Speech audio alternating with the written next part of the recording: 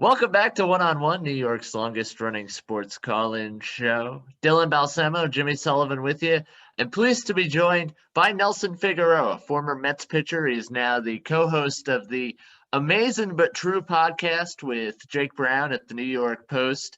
Nelson, thanks for being with us tonight. How are you? I'm doing well. How are you guys doing?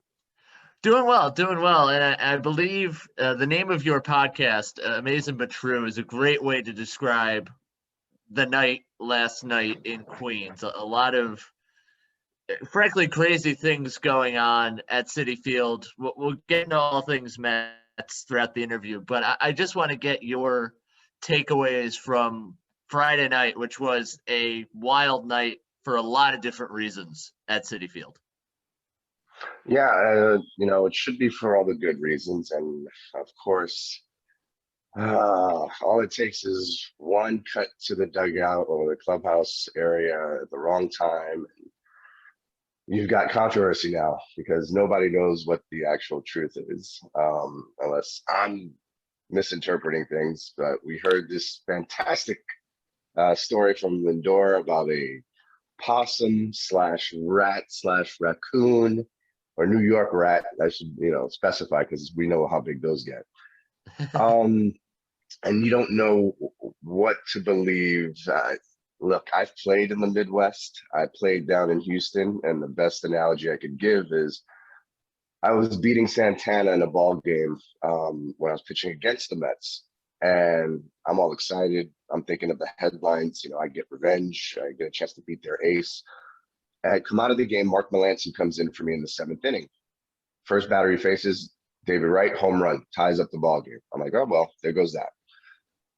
We come up in the bottom of that inning, and Hunter Pence, Santana hits a guy, then Hunter Pence hits a home run. We take the lead. We wind up winning 5-3. And we're at breakfast the next day, me and Melancon, and in the newspaper, the headline in the Houston newspaper says, Mark Melancon earns first big league victory. And I go, wow, what a pretty way to paint it, right? Because in New York, they would have torn him apart. He's not ready for the big time. He came in the big moment and he blew it. No, Mark Melancon earns first big league victory. So I took the newspaper over and we were at breakfast and I gave it to him. I go, hey, keep this headline because if this is in New York, because remember he came from the Yankees in the Berkman trade. I go, if this was in New York, you would have got ridden already in one of your first outings. So yeah, things are a little different there. So I don't think that's going to fly. It's easy to just tell the truth. It's easy to just say, hey, we had some words, whatever, or just keep it private. Just say, hey, none of your business. A real New Yorker says, none of your business. That would have been even fine. We would have just went with that and said, hey, it was between two teammates. Boom, let it go. But no, they went with the raccoon, possum story, whatever it is, and now everybody's intrigued. Have they not learned anything from Donnie Stevenson? Did we not just learn from the Donnie Stevenson saga? So I'm hoping this team matures a little bit and grows up and realizes that the media is not that dumb. The fans are not that dumb, and you have to be able to have some accountability. At least if you're going to be seen or whatever's been seen on TV, hey, damage control has to be set. We're keeping it in-house. Don't worry about it. Nelson, again, thank you so much for joining us this morning. And I hope you were as thoroughly entertained by last night as Jimmy and I very clearly were. You talk about Lindor. There's been a lot of pressure on him lately. The fact that he hasn't been producing offensively as much as you or I or anyone would want him to. Do you think maybe all of this was some kind of result of that pressure getting too much to handle, or do you just think it was just some kind of fluke? Well, you know what? I would love to say that that's the simple answer because that's what everybody thinks. And the only one who knows about the pressure that he was feeling was Lindor. You could see it. Body language is everything in this game, right? You know when a guy's confident, when a guy's feeling cocky, and that's why the new let the kids play kind of element to the game, it's fake. It's fake. It's momentary. It's you live in the moment. You're banging your chest. You're flipping the bat. You're look at me, look at me, look at me. A case in point, Ozuna hits a home run last week, down 6-1, hits a home run, and he stops before first base to take a selfie of himself in his little pose. And you're thinking in your head, the old school guy's going, oh my God, the guy behind him is going to get hit, and the guy behind that guy is going to get hit now, because there's a respect factor that's being lost in the game. So to me, all the kind of fake, momentary showmanship, you're not getting the true essence, the true the true feelings of what's going on with Lindor. You got to shake it off. It's not an easy thing to do. It's not a money thing because he's got the big contract. It's not a pressure thing. He's played baseball at the highest level before. So to me, it was just, hey, you started out bad.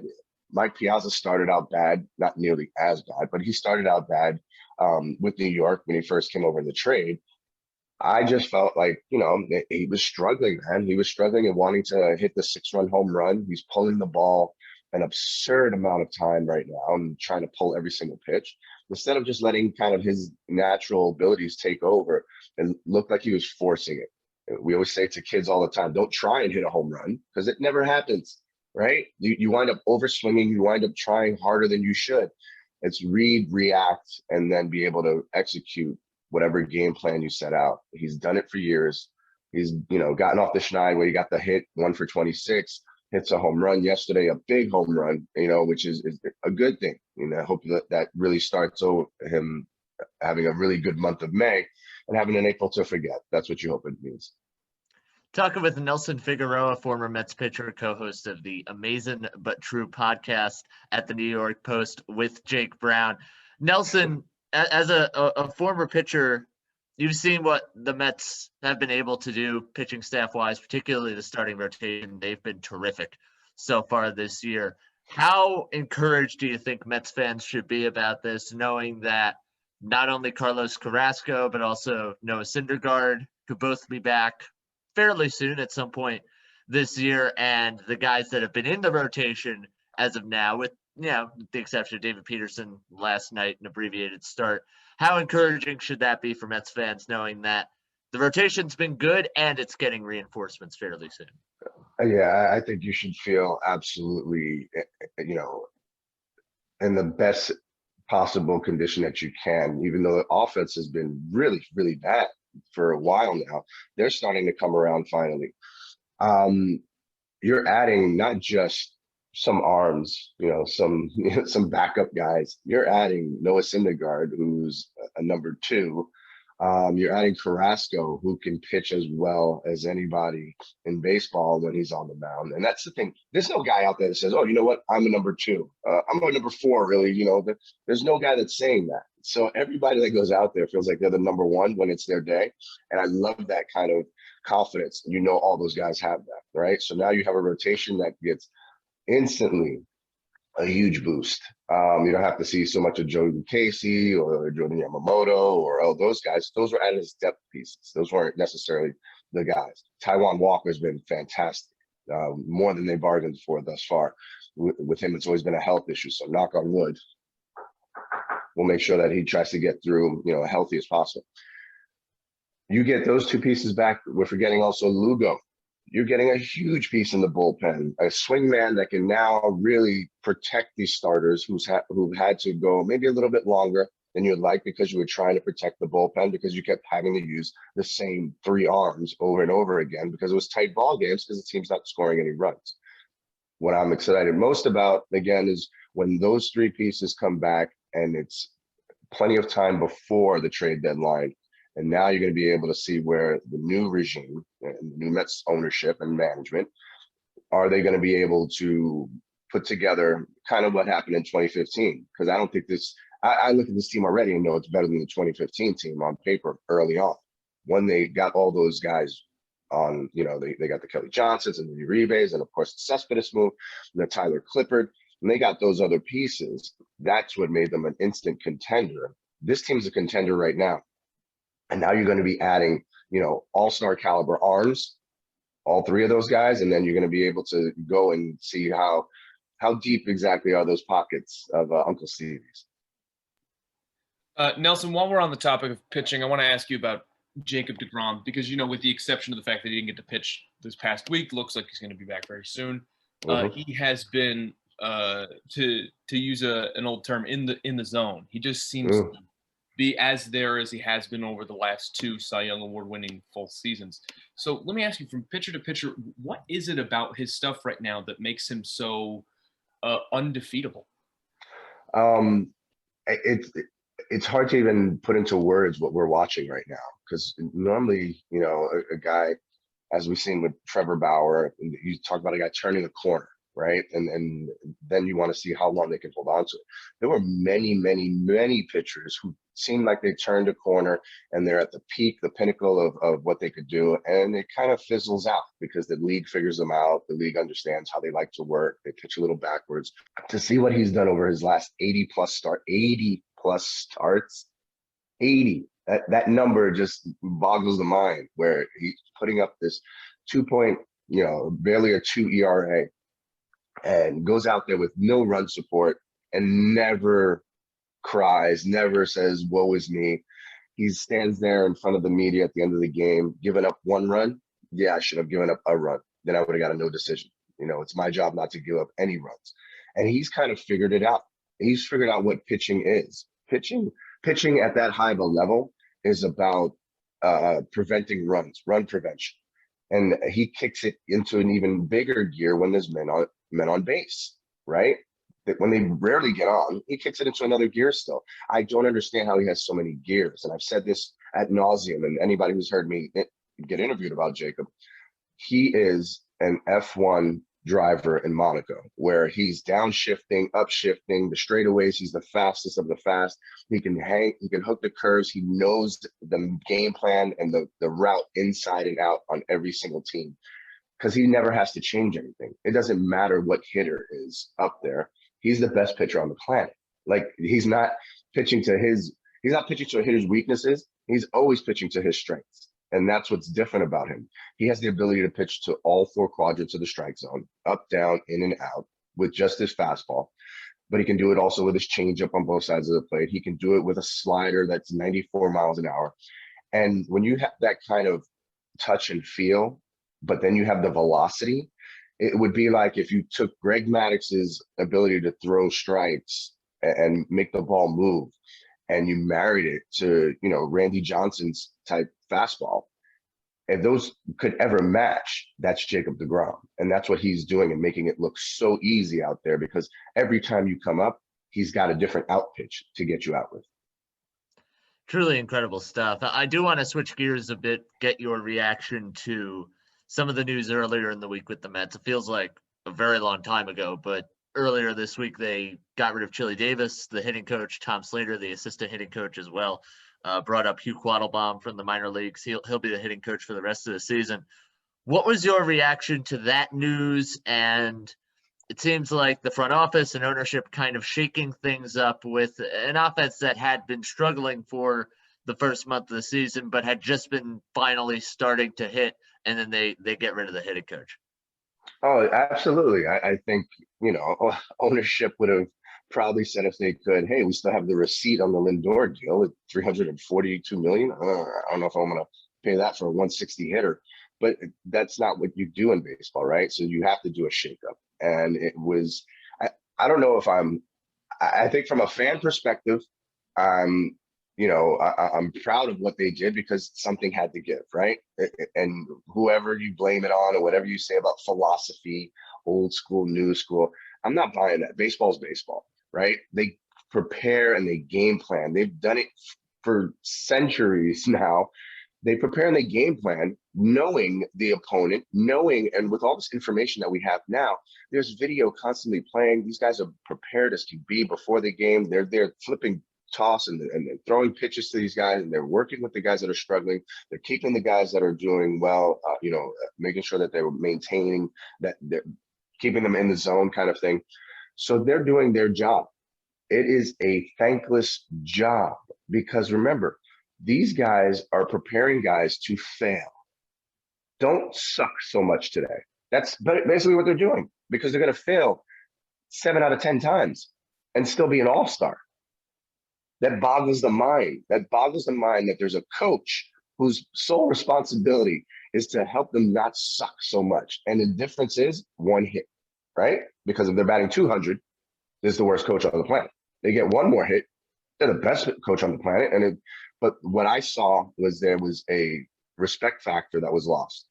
Because with all that work that they're doing, and they know they're struggling as a team, they know they're struggling as an offense, they know those guys are working their butt off to try and help them. And yet when they did have success, they gave the credit to Donnie Diesel, Donnie Stevenson. And instead of saying, hey, Chili Davis has been busting his ass with me. Hey, Slater's been working with me extra, staying later, coming earlier.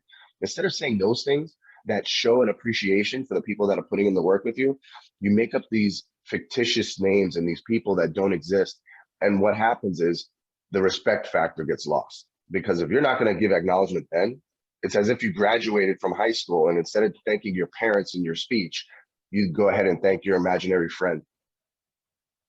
That's what I saw. And I saw that once that respect factor was lost, and I'm not buying that they were fired a week ago and they just waited for COVID protocols. We already know you can get a rapid test in 15 minutes and know if somebody is positive or not. Guys get called up all the time and don't have to wait a week before they're, put on the team. So I'm not buying that excuse. I am of the mind that those 2 games back to back in Philadelphia, where they started Donnie Diesel in it and not talking about Chili Davis and Slater, basically made management go, who are they talking about and why are we even paying these other guys if they're not getting the job done? So Nelson, you mentioned, Donnie Diesel, if you will, the Rat Raccoon story, all these crazy things that are going on. And you mentioned specifically earlier a lack of maturity in some ways. So let me ask you, where, in your opinion, is the line between players just having fun and something that is borderline disrespectful? When it's almost as if they're laughing at the media and the fans by having their little inside joke. If you have an inside joke, have an inside joke, but don't make it public. Don't make it public. And in this day and age, people will find out. People will search. That's all people do now. I hate using the term trolls on the internet, but that's all the trolls do. That's just what they live for. It's not just the beat reporters anymore. It's not just the beat guys that are in the clubhouse. It can take anybody who's, around the team, knows somebody on the team. They get a little bit of inside information, and now it's all over the internet. I mean, it's a much different day and age. And I used to say that about stuff off the field. I used to tell players all the time, be careful of your surroundings. There's somebody with a camera on their phone at all times. You have to be aware of your surroundings. Right now, they're in a very young season.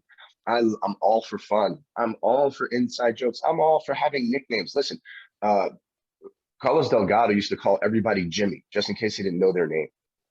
He'd call everybody Jimmy. And if he knew you, you were Jimmy, because he didn't want to make anybody else feel bad. So no matter who walked up to him and said hi, he'd say, hey, Jimmy, how's it going? And give him a look, and he's like, no, Jimmy's good. When he calls you James, and I'm sorry, James, but if he calls you James, then he really doesn't know your name. You know what I mean?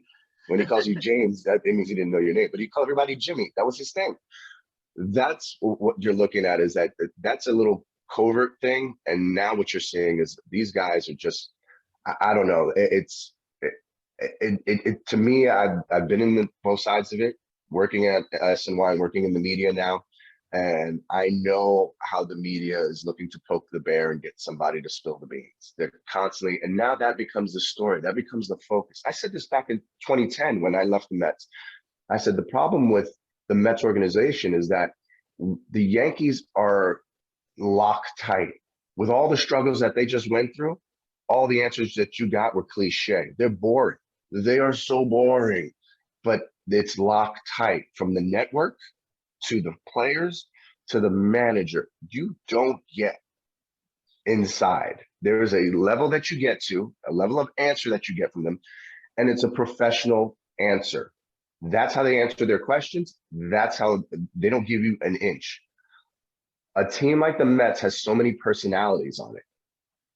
Instantly, with the internet, and you got Stroman on Twitter, you got, a guy like I was always worried. What if they did sign Bauer? It would have been a circus, an absolute circus, with all the things that he would be able to talk about, because he's looking for ratings, he's looking for likes, he's looking for, people to subscribe. So imagine him waking up or going to bed last night. He would have told you all about the story of what happened, because that's what's important to him. the Mets have so many players and so many characters, and there's so much charisma on this team that they're likable guys. But I think now the story becomes not what's on the field, right? The stuff that happens on, they won the game. They came back, the biggest comeback of the season. Lindor hits a home run. There was not one question asked about the game, in the post-game press conference last night. And that's disappointing because that's what you want the focus to be on. Hey, we're playing winning baseball. We pulled together. We did this as a team. If I'm the media guy for the Mets, I'm having to sit down with these guys today and saying, listen, this stuff has to stop. This has to stop because it's a circus already. And there's people on the internet, and there's a famous guy on the internet who paints what happens after every game. He's painting this picture for a season-long thing. He's running out of space already because there's so many stories already, so many juicy little stories, that even something as mild as Carrasco getting pushed back or set back, but they didn't say why. They didn't even say why. They didn't say he had a setback or anything like that. They just said, we're just going to put him on the 60-day and bring him back later, which made no sense because you think one of the better pitchers that you have to be ready and be available. So the media circus is strong around the New York Mets, and that's one of the things that I think they've got to put a tent over very quickly.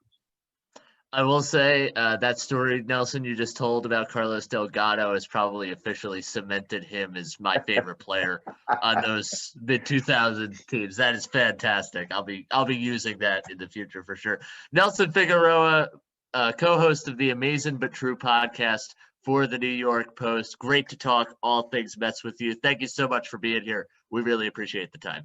Thank you so much. My pleasure, guys. You got it. Take care.